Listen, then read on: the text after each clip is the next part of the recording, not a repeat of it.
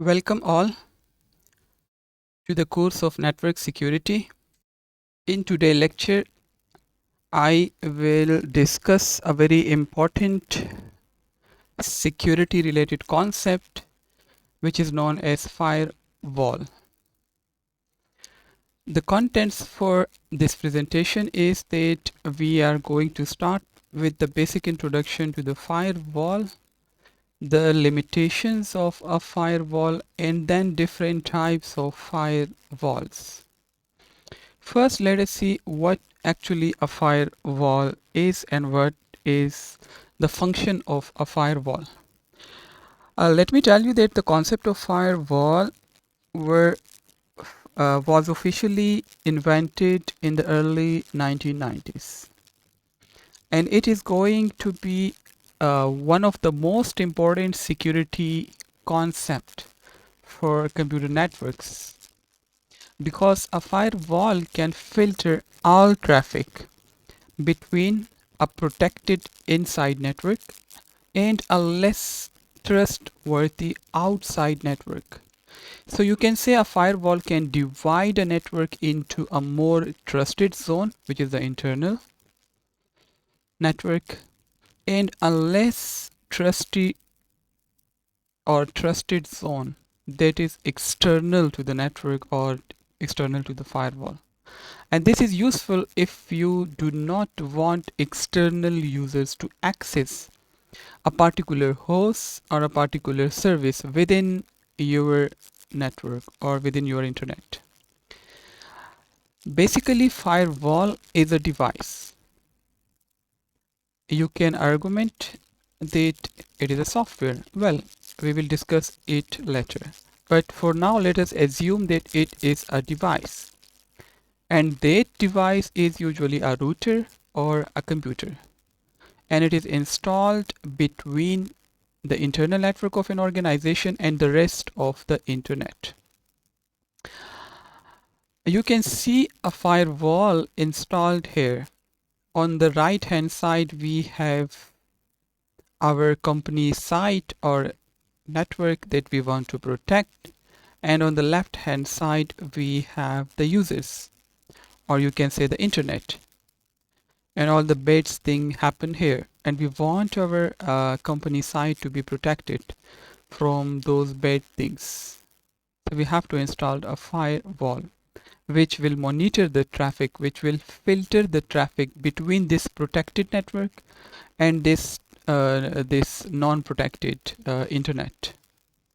So a firewall actually allows a network administrator to control access between the outside world and resources within the administered network.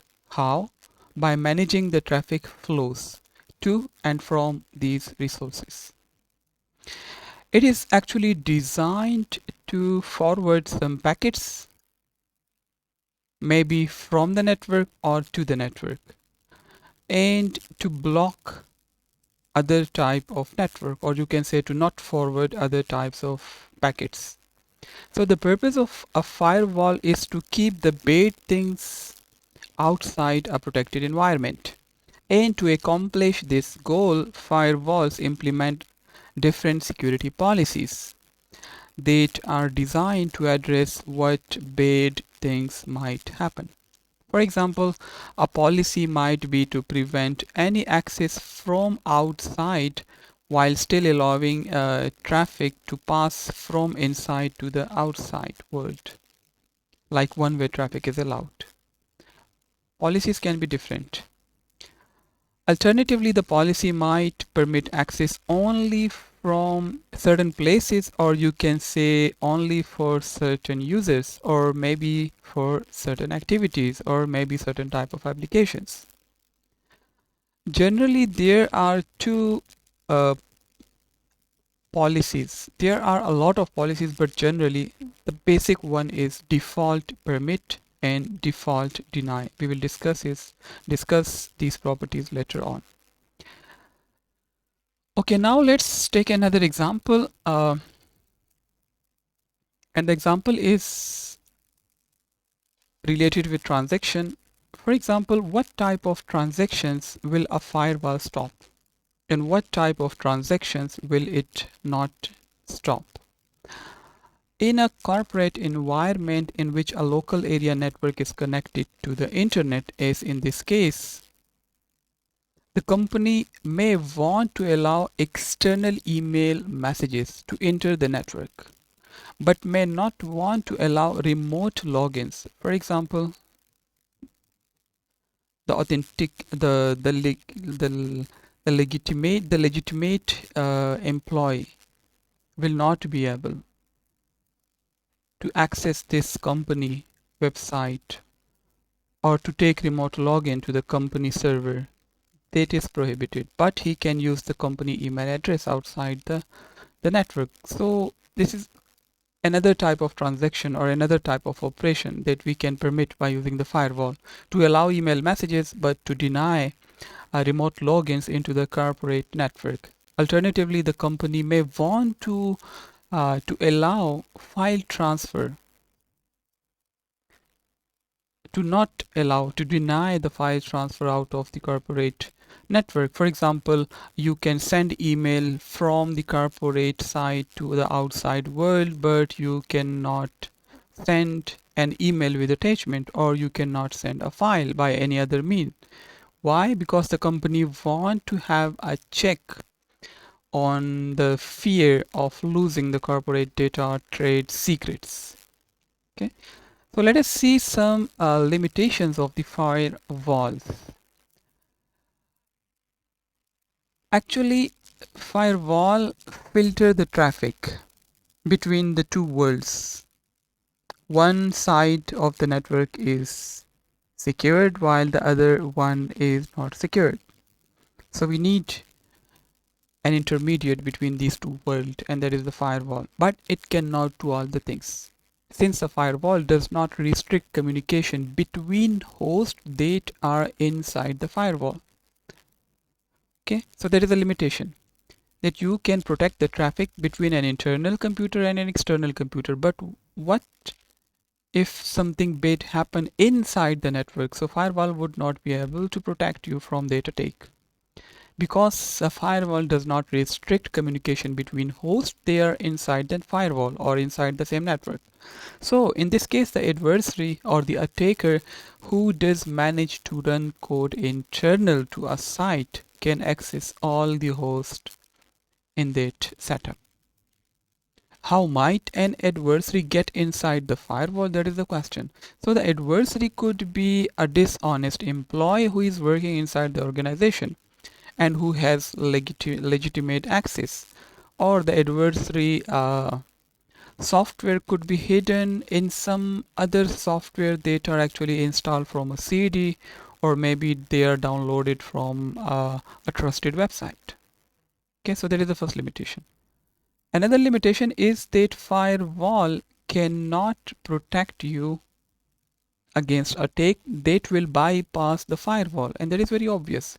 It might be possible to bypass the firewall by using some wireless communication technologies, for example dial-up connection.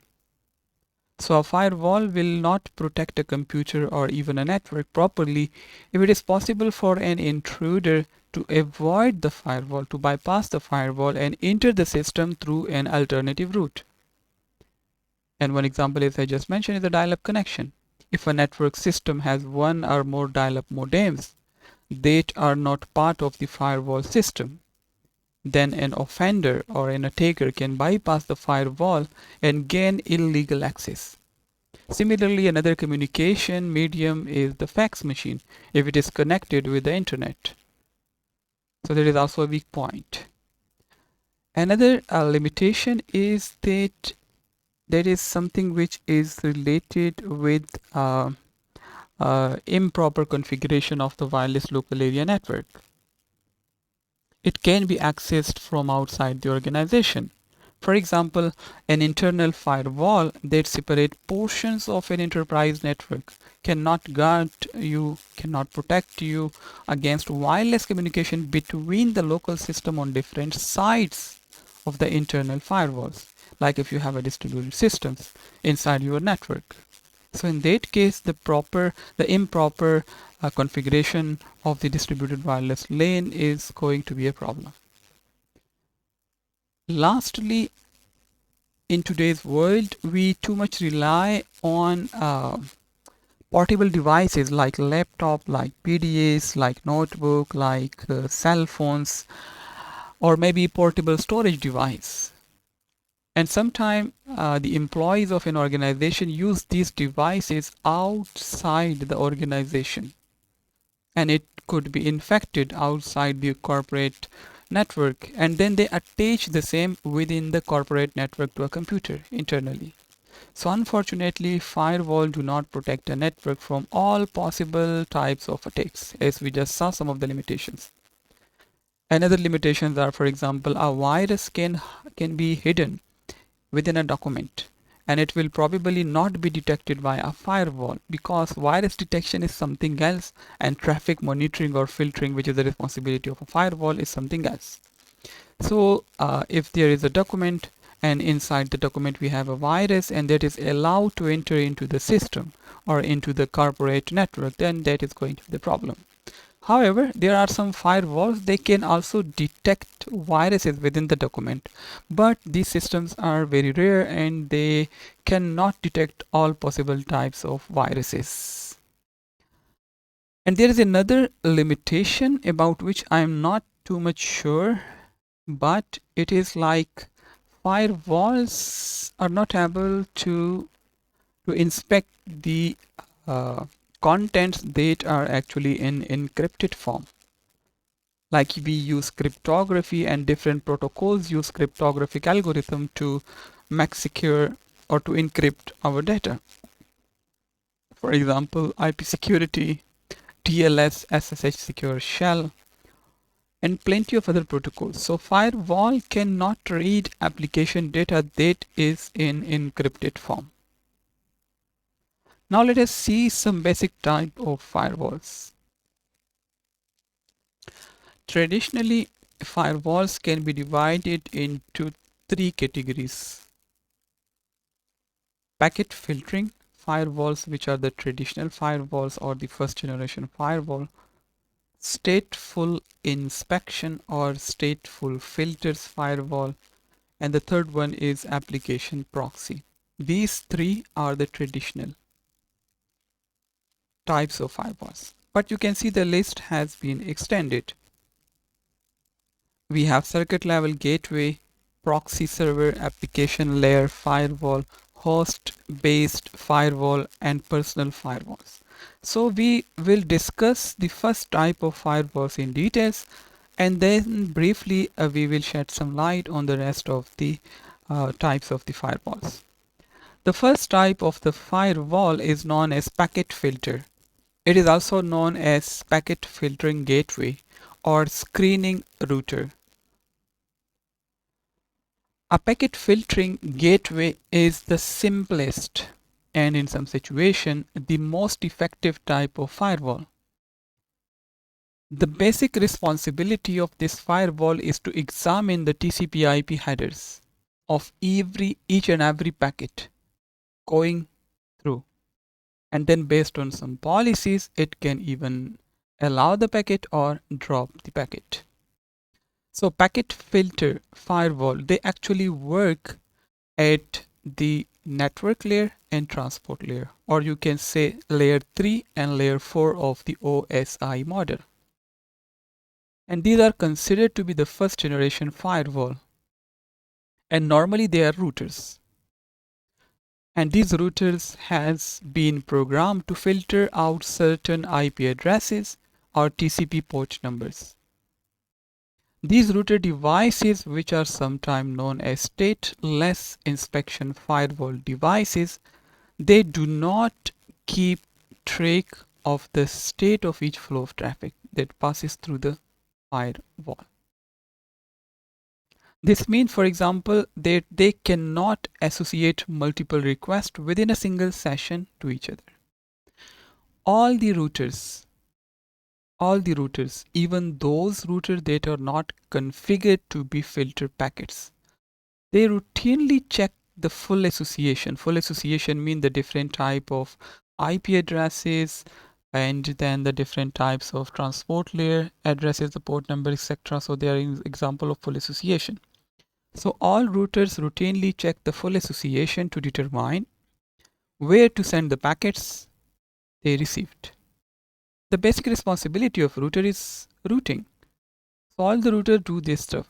However, the packet filtering firewall routers, they goes one step further.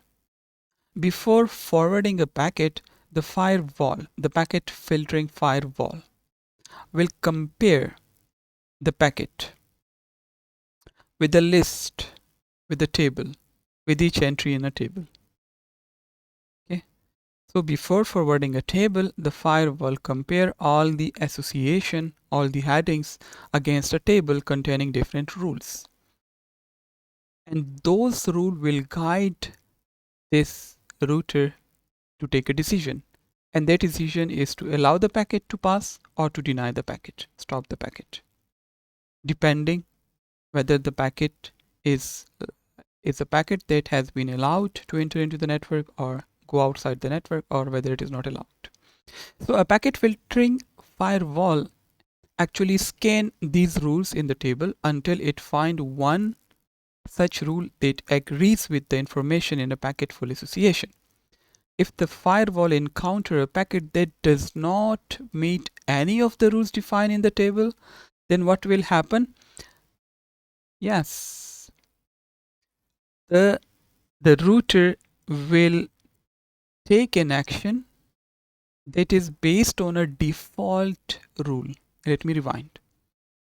Packet filtering firewall will scan all the rules in the table for each and every packet until it finds a rule that agrees with the information in the packet headers or full association. However, if the firewall encounters a packet that does not meet any of the rule given in the table, then what will happen? The firewall will apply the default rule. And remember, the default rule, two options: allow or deny. Normally it is deny. So a default rule should be explicitly defined in the firewall table by the network administrator, for example.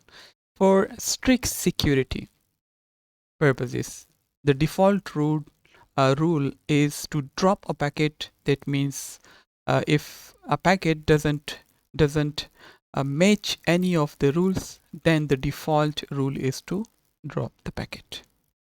And this is a graphical representation of the layer where the packet filter has been implemented. It is at the transport layer, but internet layer is also there, or network layer is also there. This is actually the TCP model.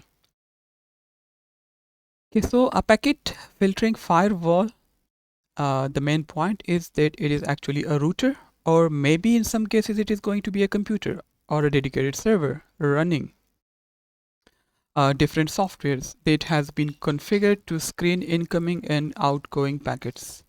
So unlike more advanced filters, packet filters are not concerned about the contents of the message. It will not explore what is inside the packet. It only deals with the headers and not the actual contents of the packet. So a packet filtering firewall accept or deny packet based on the information that is contained in the headers of the TCP or IP. And the rules that we talked earlier, or the association of the packet, the information that they consider are like the source IP address is going to be the address of the system that actually originate the IP packet, and then the destination IP address is going to be the address of the system that is trying to reach by the source.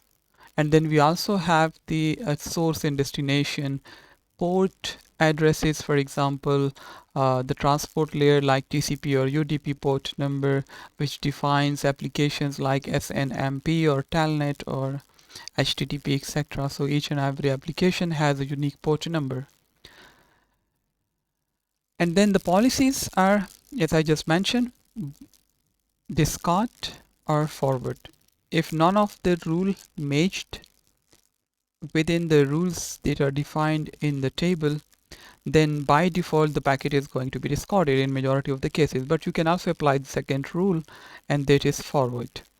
Actually, the first rule, default is equal to discard. This is more conservative. Initially, everything is blocked, and services must be added on a case-by-case basis. This policy is more visible to the user, you can say, who are more likely to see the firewall as a hindrance, like everything is blocked. And every time you want to access a site, you need to add permissions case-by-case basis. However, this policy is likely to be more secure, and it is preferred by businesses and government organizations. On the other side, the second property, the second policy, default is equal to forward. It increases the ease of use for the end user, but provide reduced security. The security administrator must react to each new security threat as it becomes known. This policy may be used by in most of the organizations like universities, or in open places, open public places like restaurant, etc. Okay, here we have another example, and this shows a packet filter firewall that actually block access from or to addresses in one network. The filter allows, you can see here we have a firewall. Here we have a public internet, insecure, and we have a secured organization setup on the right hand side, and we have a firewall. So what does this firewall do? It will allows HTTP traffic, but it will block the telnet packets. Now you may be thinking, what are going to be the advantages and disadvantages of packet filter firewall? So one advantage of the packet filtering firewall is its simplicity. We just need to define the rules. Another advantage is that the process is going to transparent to the user, and this is going to be very fast. Actually, they are quicker. They are very quicker as compared to other types of firewall that we will see in a moment. And also there is another advantage of using a packet filter firewall is that it provides some measure of protection for relatively low cost and causes little to delay in the network performance. So you can say that this approach is cost-effective approach, and it causes very little delay in the network because they are very fast.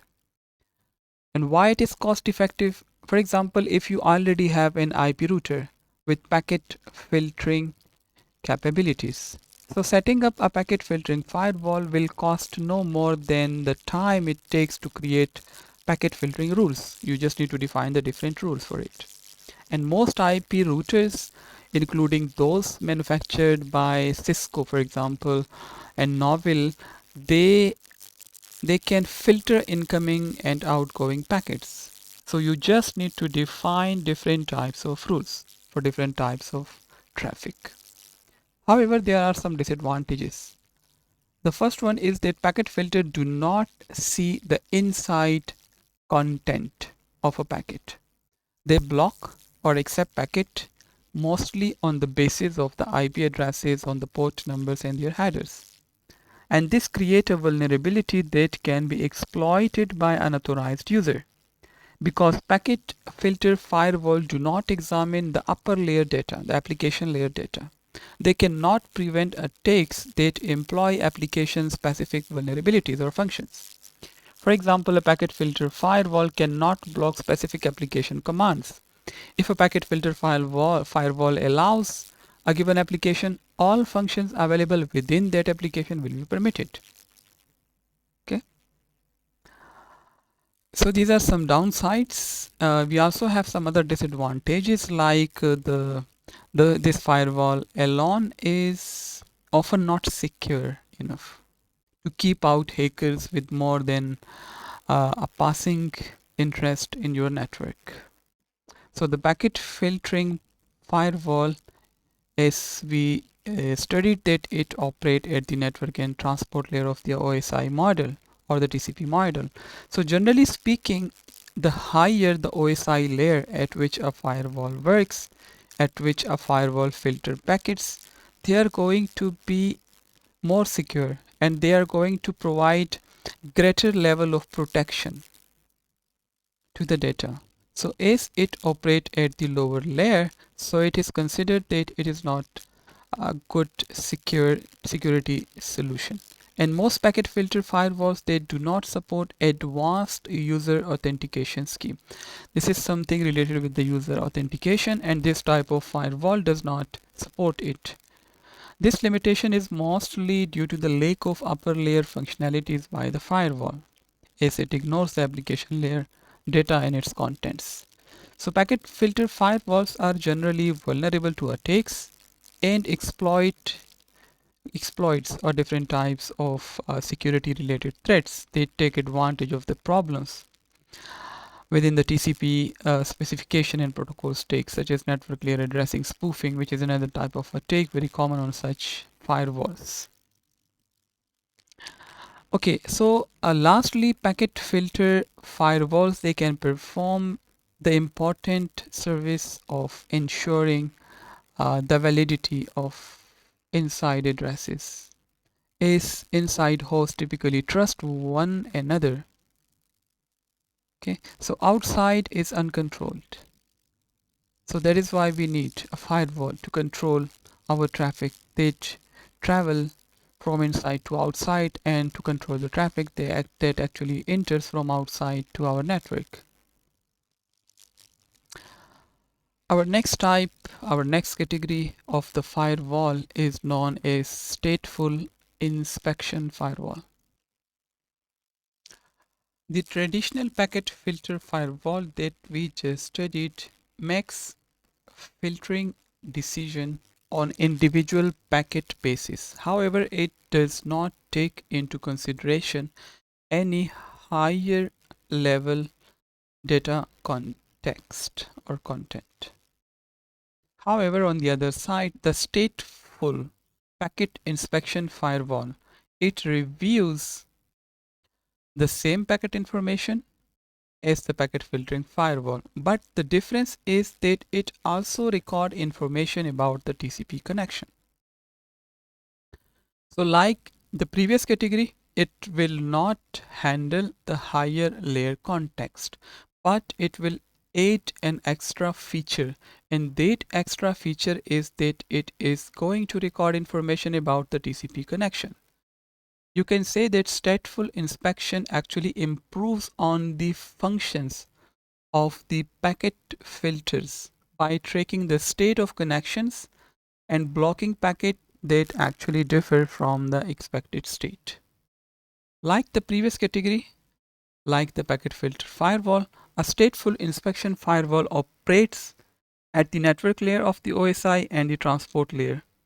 And like the previous category, it is going to filter all the incoming and outgoing packet based on the source and destination IP addresses and port numbers. So in the figure you can see it also operates at the network at the transport layer. This is again TCP model and the network layer. However, we have an extra functionality here, and that is the state information, and that state information is related with the TCP connection. Actually, this thing is accomplished by incorporating greater awareness of the transport layer. How we would actually know about the state of the TCP connection? So we need greater awareness of the transport layer. As with packet filtering, stateful inspection intercepts packet at the network layer, and it inspects them to see if they are permitted by the firewall rules or not. But unlike packet filtering, stateful inspection keeps track of each connection in a state table. Now we are hearing the word state table, which is going to contain information about the connection, the TCP connection. While the details of each table entries vary by the firewall product. What are going to be the contents of this state table? So it depends on the firewall product. But normally, typically, these entries contain information like source IP address, destination IP address, source port number, destination port number, and the connection state information, whether the connection is established or not. You must be aware of the fact that at the TCP layer, the connection is either established, either in usage, or the connection is being terminated after the transfer of the data. So stateful inspection firewall, it actually examines certain values in the TCP headers to monitor the state of each connection. Each new packet is compared by the firewall to the firewall state table to determine if the packet state contradicts its expected state or not. For example, an attacker could generate a packet with a header indicating it is part of an established connection in hopes it will pass through a firewall. But if the firewall uses the stateful inspection, it will first verify that the packet is part of an established connection listed in the table or not. So there is an entry for each currently established connection in the state table. The packet filter will now allow incoming traffic to high numbered ports only for those packets that fit in the profile of one of these entries in the directory. So the important point here is the state table, the state information, which will maintain the information of the ongoing TCP connections, and when a packet wants to cross the firewall will stop the packet and will inspect it, whether it is part of the ongoing connection or not, by consulting the state info table. Our third category of the firewall, of the traditional firewall, is the application proxy. It is also known as application level gateway. Sometimes it is known as application proxy gateway, sometimes proxy gateway, and sometimes based on host. There are different names that all refer to the same thing.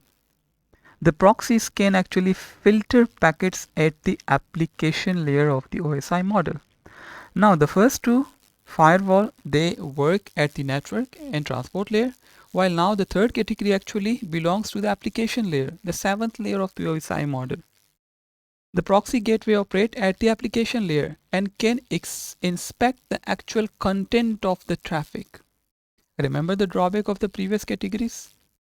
They only consult the TCP and IP headers. Now we have access to the IP data, the contents, the actual contents. So an application level gateway, you can say it acts like a relay of the application level traffic.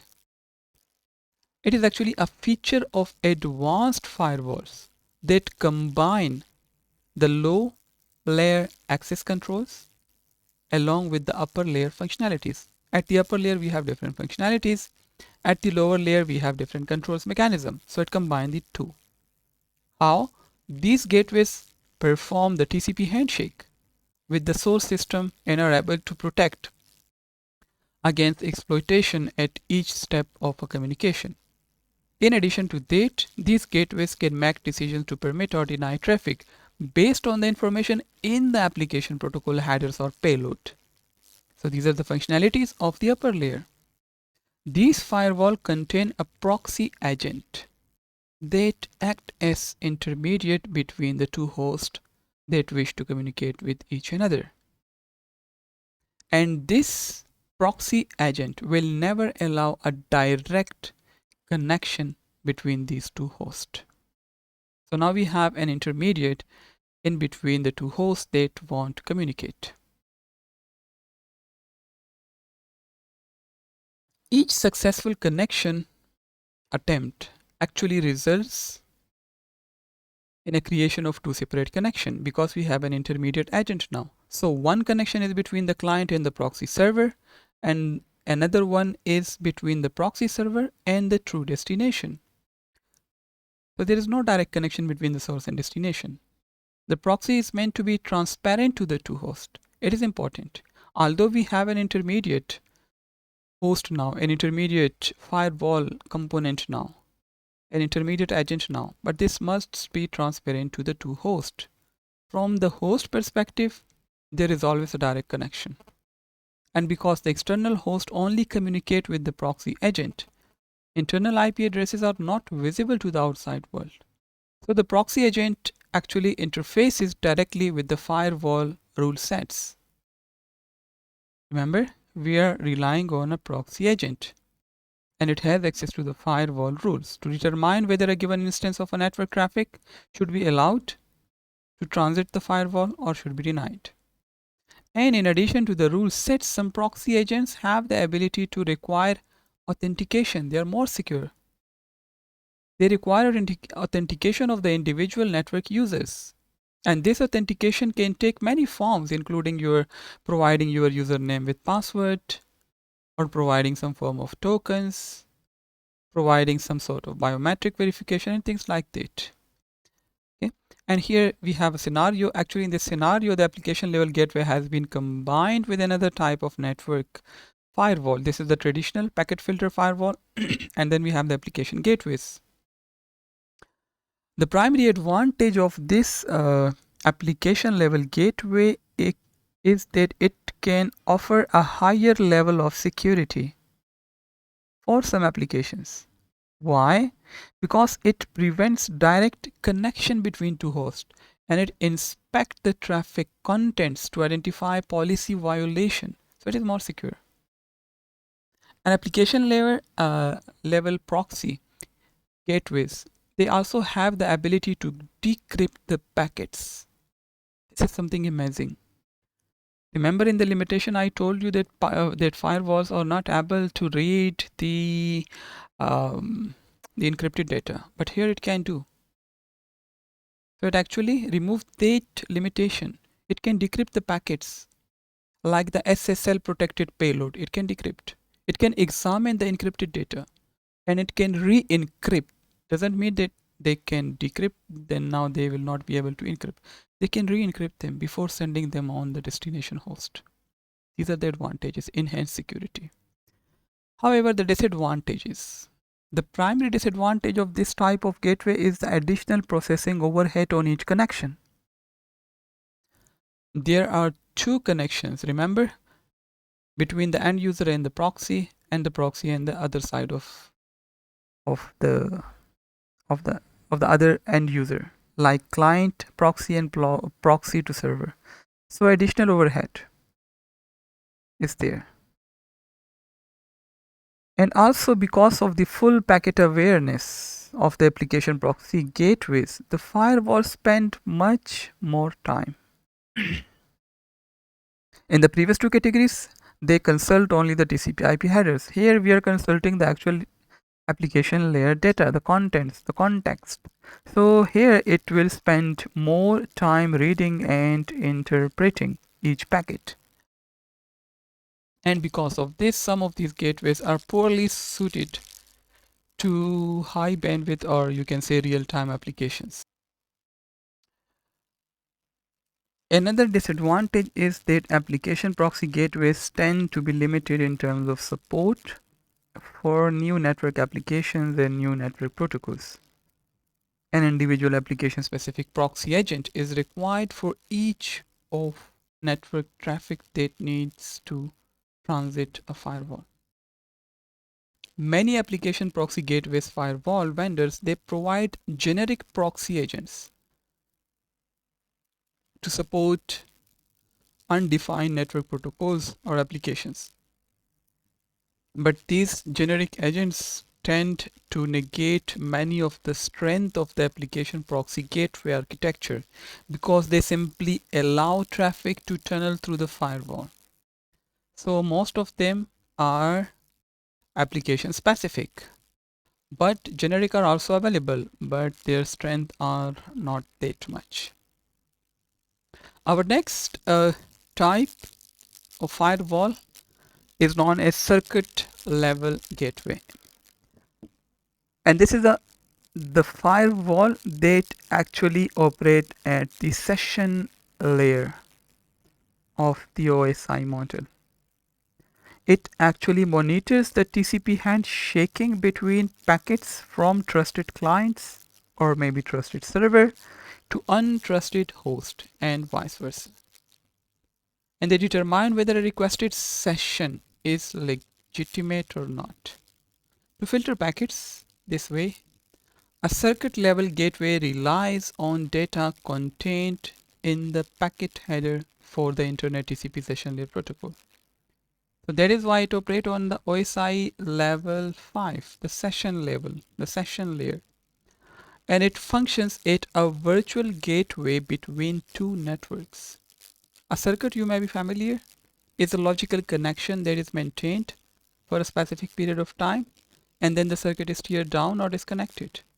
So the firewall verifies the circuit when it is first created. After the circuit has been verified, subsequent data transfer over the circuit are not checked. This circuit level gateway can be a stand-alone system, or it can be a specialized function performed by an application level gateway of certain applications. Like you can use the same application level gateway with additional functionality of the circuit level gateway, or it can be a dedicated standalone system. A typical use of circuit level gateway is a situation in which the system administrator trusts the internal users. The gateway can be configured to support application level or proxy services on inbound connection, and circuit level functions for outbound connection. In this configuration, the gateway can incur the processing overhead of examining incoming application data for forbidden functions, but does not incur that overhead of outgoing data because it has to deal only with incoming or inbound traffic. And also there is a function inside the circuit level gateway which is known as monitoring a handshaking, and this is the step which actually determines whether a requested session is legitimate or not. Remember, this type of firewall operates at the session level, session layer. So we are talking about the sessions, their establishment, and whether they are legitimate or not. So a circuit level gateway uses a process similar to the process that I'm going to describe now. Like you have a trusted client, and the trusted client requests a service, and the gateway accepts this request, assuming that the client meets the basic filtering criteria, the basic rules defined. Next, acting on behalf of the client, the gateway opens a connection to the requested untrusted host and then monitor the TCP handshake that follows. And this handshake actually involves an exchange of TCP packets, and those packets are flagged like SYN for synchronization, ACK for acknowledgement, and these packet types are legitimate only at certain points during the session, the TCP stuff there. So the circuit level gateway determines that a request session is legitimate only if the sync flag, if the acknowledgement flag, if the sequence number involved in the TCP handshake between the trusted client and the untrusted host are logical. And after a circuit level gateway determination that the trusted client and the untrusted host are authorized to participate in the TCP session and verify the legitimacy of this session, the gateway establishes a connection. Okay, first it keenly look at the TCP headers, whether the TCP handshake is legitimate or not. After that, it will establish a session, a connection. And from this point on, the circuit level gateway simply copies and forwards packets back and forth between them without further filtering them. Okay, so the filtering happens only at the beginning of the establishment of the session. And the gateway maintains a table of established connections, allowing data to pass when session information matches an entry in the table. And when the session is completed, the gateway removes the associated entry from the table and closes the circuit and closes this session as well. So a circuit level gateway actually does not have one inherently vulnerable characteristics. However, we will not go into the details of that. Our next category of the firewall is known as the proxy server, and you must have heard about the word proxy server. And if you are a student, you must be familiar with the word proxy very well. One person, one student in place of another student. Anything. It could be like online attendance for another student. It could be attempting a quiz for another student. So there is the concept of proxy. And also in the web, we use the proxy. Okay, we will not go into the details of that because it involves the details of the cache and retrieving contents from the proxy server, rather the cache server or the proxy rather than the actual server, things like that. For us, the proxy server is a type of firewall that is more complex from the other categories. A proxy server is actually a computer running proxy server software, whose function is much like that of a librarian. To explain the concept of proxy server, we are going to consider an example of a librarian. The librarian controls access to books in a library. However, the books are rare collections. They are not available in the market.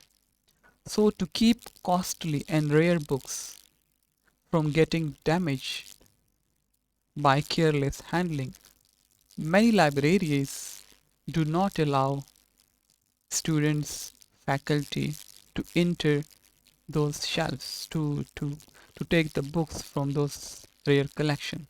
Instead, the student or the faculty fills out an information request slip and hand it over to the librarian. The librarian enters to the library to the portion where the rare books are. They retrieve the requested book, the requested volumes, and then photocopies the requested information from the books and give the photocopies to the student or to the faculty. So this way, the student or the faculty never come in contact with the actual rare books collection. In a similar way, a transaction making a request of a company's proxy server firewall never comes into contact with the company's network. Any external transaction that requests something from the corporate network must first approach the proxy server like the librarian. Okay. So the proxy server creates an application which is called the proxy that goes into the corporate network that retrieve the requested information and come back to the proxy server. Because all the external transaction must go through the proxy server, it provides a very good way to create an audit log. Okay. Who is accessing the information? At which time? What kind of information? You can make audit file, audit log. Although the proxy server provide a high level of security, it is slower than the previous approaches because a proxy has to be created for each type of transaction that may request data from inside the corporate network. And dedicated proxy servers, they differ from application proxy gateways in that while dedicated proxy servers retain proxy control of traffic, they usually have much more limited firewalling capabilities, and many dedicated proxy servers differ from application proxy gateway in that while dedicated proxies, they retain proxy control of traffic, but they have limited firewalling capabilities, and even many dedicated proxy servers are application specific, and some actually perform analysis and validation of common application protocol like HTTP, like FTP, etc. So dedicated proxy servers are generally used to decrease firewall workload and conduct specialized filtering and logging that might be difficult to perform on the firewall itself. To make things clarify, let us take an example. This figure actually shows a simple diagram of a network employing a dedicated HTTP proxy server here, and that has been placed behind another firewall system. Now the HTTP proxy would handle outbound connection to external web. Okay, it will handle outbound connection, the connection that goes from the inside network to the outside world. And this will possibly filter for active content. Request from user first go to the server. Okay, so request from user first go to the proxy server, and the proxy then send a request to the outside world. So remember, this is your librarian and this is the library.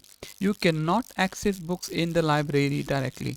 You have to request the librarian. So in this case, our librarian is the dedicated HTTP proxy server. So request from the user first go to the proxy, and then the proxy send the request to the outside web server, and the response from the web server then come back to the proxy, which relay it to the user. Okay, and many organizations enable caching of frequently used web pages. That is the concept that I was talking about.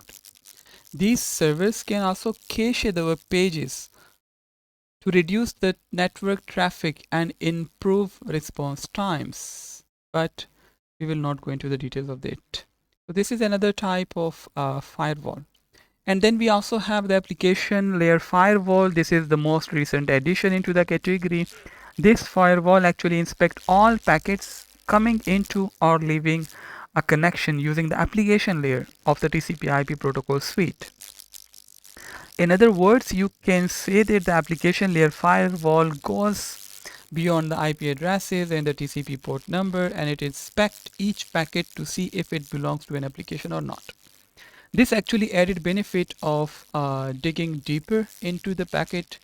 It also increases the processing time of the application layer firewall, as we saw in the other categories of the firewall, which is also related with the application layer, and there is known as the application level gateway or the application proxy gateway. So it is like much more related to that approach. And then we also have a host-based firewall, as the name indicates. A host-based firewall is a software module used to secure an individual host. That individual host could be a client, it could be a server, it could be any other workstation, and such modules, they are available in many operating systems as well, or they can be provided as add-on packages or add-on modules as well. So like conventional standalone firewall, host resident firewall, filter and restrict flow of data. You see, the objective of all the firewall are same. It is actually the way they operate and the layer on which they operate. And a common location for such host-based firewall is a server, but it can be a workstation and it could be any other client machine. And filtering rules can be tailored to the host environment. Specific corporate security policies for servers can be implemented with different filters for servers used for different types of applications. The last category is the personal firewall, and this is, we know most of the time, we are using them most of the time on our personal PCs. The majority of the firewalls that we studied, they actually protect a subnetwork of multiple hosts. However, for us, for students, for faculties, for employees in offices, they are actually beyond a real firewall and they need something else. So home users, individual workers, small businesses, and cable modem user, DSL connection user, they need another way. They need a firewall. They need a separate firewall to protect them, to protect their single workstations. So a personal firewall is actually an application program that runs on the workstation that it protects. Typically, the personal firewall is a software module on the personal computer. And most of the time you will get a personal firewall when you install your when you install your operating system. So typically the personal firewall is a software module, and the personal firewall actually controls the traffic between a personal computer on one side and the internet on the other side. So personal firewall functionalities can be used in the home environment, in the corporate environment, in the offices environment, in the university environment, and so on.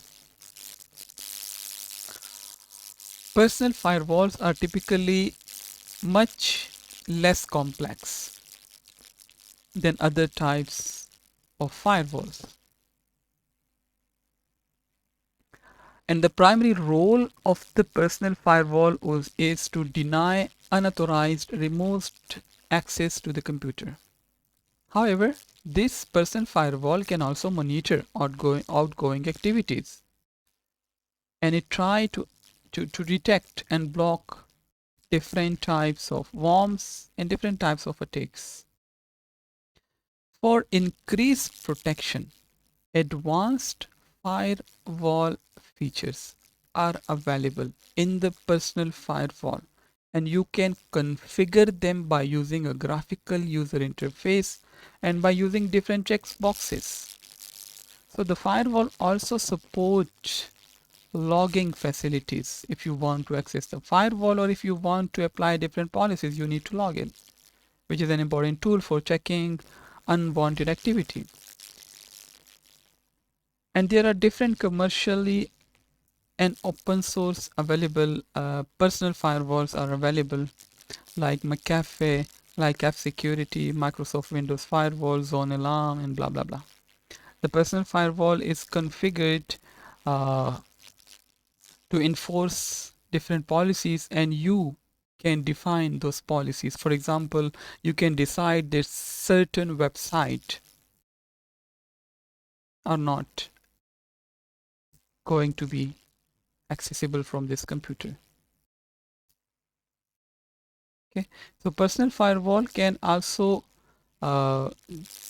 give you the option to generate different types of logs file, which can be useful to examine in case something harmful goes.